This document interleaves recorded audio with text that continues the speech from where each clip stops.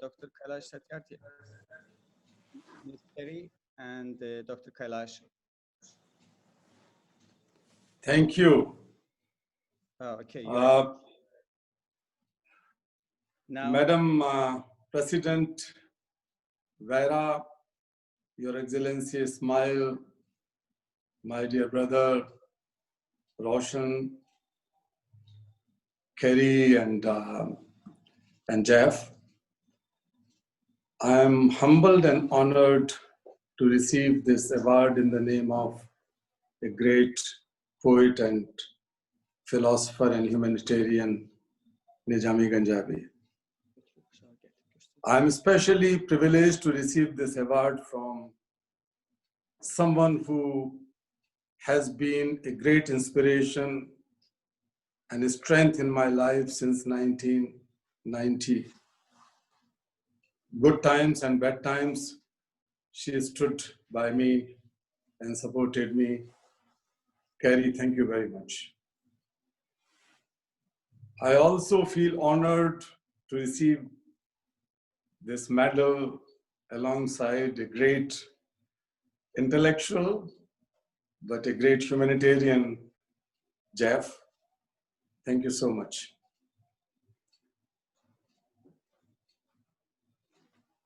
This recognition is not just for me. By conferring this award, you are recognizing the most marginalized, the most neglected, the most exploited, the most abused children who are suffering as slaves and prostitutes and child labor. Those who are trafficked, sold and bought like animals, and sometimes in lesser prices than the animals. But you are also recognizing all my colleagues and my friends, my co-workers. This is an award in the recognition of Martyr Dhundas, Martyr Adarsh Kishore, and Martyr Kalu, who sacrificed their lives in my organization for freeing children from slavery, for the dignity, rights, and freedom of human beings, particularly children. So on behalf of all my family and my colleagues, I thank you, Nizami Ganjavi International Center. Dear friends, this year, as Kerry pointed out, our children are facing the most horrifying crisis. Though the children are not directly affected so much through this COVID-19, but this crisis has a risk that we lose the entire generation if we not act now.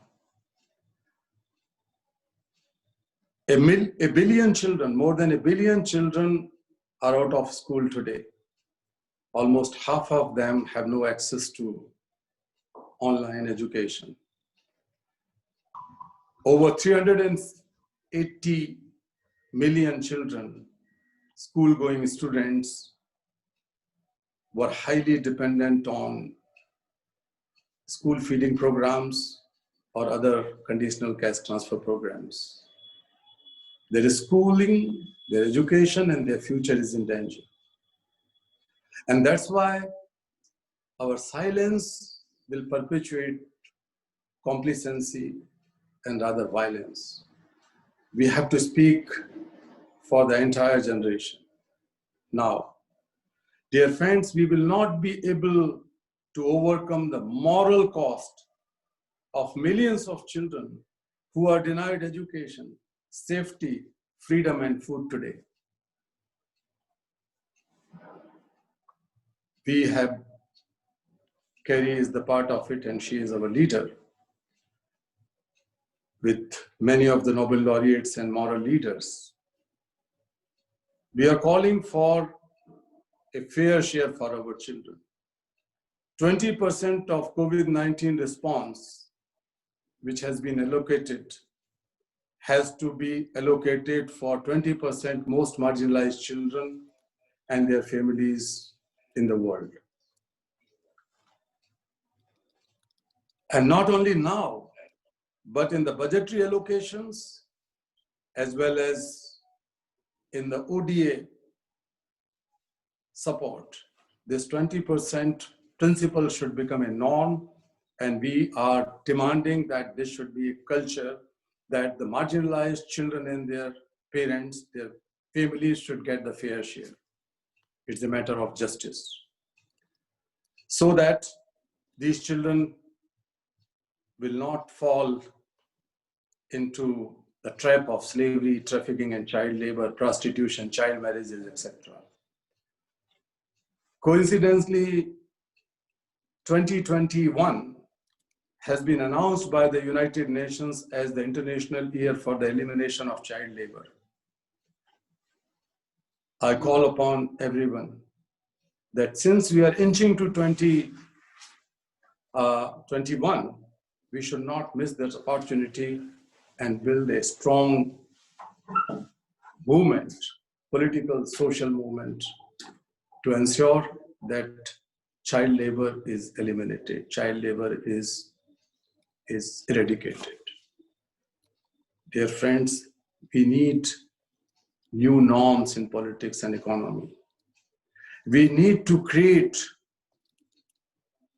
a polity which is child-centric, an economy which is child-centric, a society, faith which is child-centric. And therefore, with all my humility, I have written a book which I finished today and that is going to be released soon. I am recommending 4 things which I can tell now. First is to overcome that situation and overcome this crisis of justice and morality and civilization.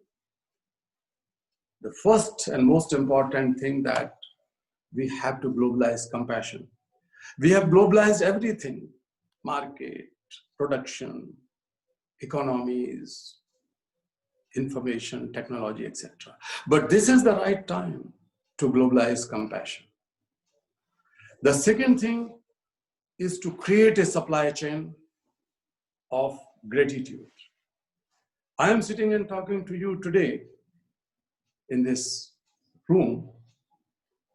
There are so many people responsible for that. Masons, electricians, plumbers. I am wearing those clothes. I have eaten my food. How many farmers and workers have contributed in these things? I should feel gratitude to them. We have to create that supply chain of gratitude in every sphere of life. The companies, the governments which are sitting in power, businesses which are enjoying their wealth, they should feel and create a sense of gratitude, and that's why I'm calling for creation of supply chain of gratitude to overcome the aftermath of this crisis. Thirdly, I strongly feel that this is the time to create a network of responsibility. I am so pleased to see when there was a slogan in responsibility. This is the time to learn actually that we cannot solve any problem in the world without being responsible to each other.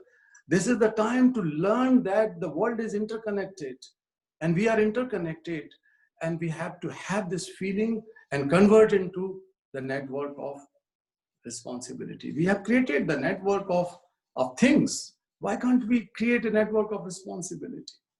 And fourthly, the whole world actually, the technology, the modern technology is very much driven by creating the algorithms and the machines, the big computers, analyze data and create the algorithms, and then within them, the new algorithms are created. So the differentiations of different data create something as a formula for solution. Of course, others are the big companies are profiting out of it, this big data. But using this terminology of algorithm, I have written that, and I'm calling for creating the algorithm of tolerance. That means we have to respect and we have to acknowledge the power of plurality, the power of differences. And that is very much needed in the world when we see, even before the pandemic, the extremism in all its forms in our different walks of life and faiths and opinions were becoming extreme. This is the time to look for tolerance and work for tolerance. So compassion, gratitude, responsibility and tolerance will help. And that is not new thing. This is very much practical and we have to practice it in our personal, social and political life. Dear friends, once again, I thank you and appeal all of you. Please, the entire generation have to be protected today because they are all our children. The children who are not in school, the children who are working as child laborers, the children who are missing, children who are forced into prostitution or into any form of slavery, if their childhood is denied, if their future is denied, then the history is not going to forget and forgive us. We have to take this responsibility, and your support, your recognition through this award, I'm hopeful and I'm confident that this will help in accelerating our struggle, our fight for safety, freedom, and education of every child. Because the last child of the world is my son, is my daughter. It's your son, it's your daughter. They are all our children. Thank you so much. Thank you.